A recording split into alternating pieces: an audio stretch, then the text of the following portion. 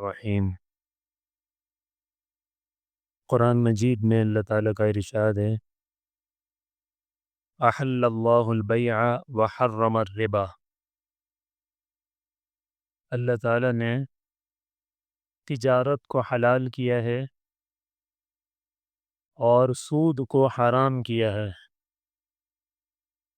سود سے ملتی جلتی ایک چیز ہے، اس کو جوا کہتے ہیں، تو وہ بھی سود کی ہی ایک شاخ ہے۔ جس طرح سود حرام ہے، جوا بھی حرام ہے۔ اللہ تعالیٰ نے انسانوں کو عقل عطا فرمائی ہے، لیکن عقل کا ایک دائرہ رکھا ہے۔ عقل کی پرواز محدود ہے، لامحدود نہیں ہے۔ ایک حد تک عقل سوچ سکتی ہے، اس سے آگے نہیں سوچ سکتی۔ جہاں عقل کی پرواز ختم ہو جاتی ہے، وہاں سے اللہ کے حکموں کی ابتدا ہوتی ہے۔ بعض لوگ ہیں وہ کہتے ہیں کہ بھئی ہمیں اس حکم کی مصلحت بتائی جائے۔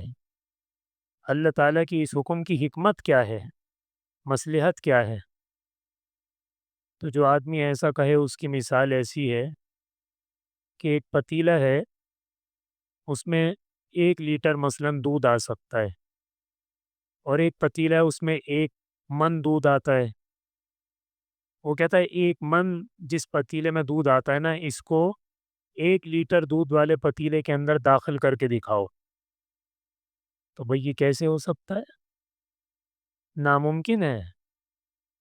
تو اللہ تعالیٰ کے حکموں کی حکمتیں اور مصلحتیں ہماری عقل وہاں تک نہیں پہنچ سکتی، عقل میں وہ چیزیں آ نہیں سکتی۔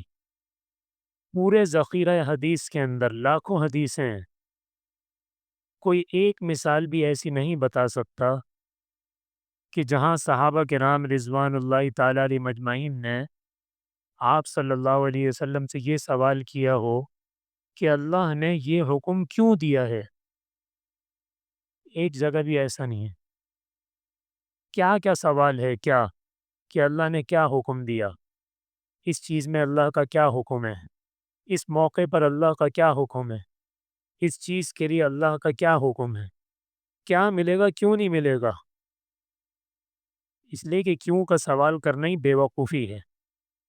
جو آیت میں نے تلاوت کی ہے، جب سود کے بارے میں آپ صلی اللہ علیہ وسلم نے مکہ کے کافروں کو یہ بتلایا کہ بھئی سود حرام ہے، تو وہ یہ کہنے لگے کہ انما البیع مثل الربا، کہ جو تجارت ہے یہ بھی تو سود کی طرح ہے، پھر سود تجارت بھی حرام ہونی چاہیے۔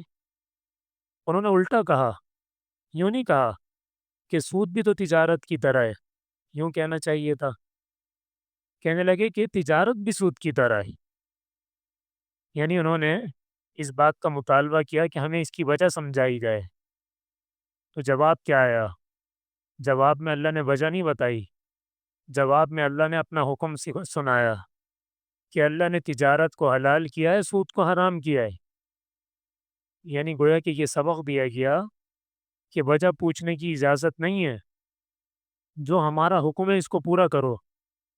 تمہاری عقل میں اس کی وجہ آ ہی نہیں سکتی، تمہاری عقل اس سے قاصر ہے، اس تک نہیں پہنچ سکتی۔ تو ہر زمانے میں الگ الگ طریقوں سے سود اور جوا چلتا رہتا ہے۔ تو آج کل نوجوانوں کو دیکھ رہے ہیں موبائل کے اندر جوا کھیل رہے ہیں، ایک گیم کھیلتے ہیں، تھوڑے سے پیسے اس میں جمع کرا دیتے ہیں، 1000 1500 2000، جیت جاتے ہیں تو کہتے ہیں اس میں ہمیں 10,000 روپے مل گئے۔ یہ جوا ہے، یہ حرام ہے۔ جوا کسے کہتے ہیں؟ جوا اسے کہتے ہیں کہ تھوڑے سے پیسے آدمی لگاتا ہے اس امید پر یا تو یہ بھی چلے جائیں گے یا اپنے ساتھ بہت سارے لے کر آ جائیں گے، اس کا نام جوا ہے، یہ حرام ہے۔ اس زمانے میں، جاہلیت کے زمانے میں، وہ عجیب طریقے سے جوا کھیلتے تھے۔ کیا کرتے تھے کہ 10 آدمی جمع ہو گئے، سب نے 1,000 روپے مثلاً جمع کیے، 10,000 ہو گئے، 10 آدمیوں نے 1,000 جمع کر دیے۔ اب 10 پرچیاں ناموں کی لیں اور ایک پرچی اٹھائی، جس کا نام آ گیا کہ 10 کے 10,000 اس کے ہو گئے، تو ایک آدمی کے 1,000 اپنے ساتھ 9,000 کھینچ کے لے آئے اور باقیوں کے 1,000 بھی گئے۔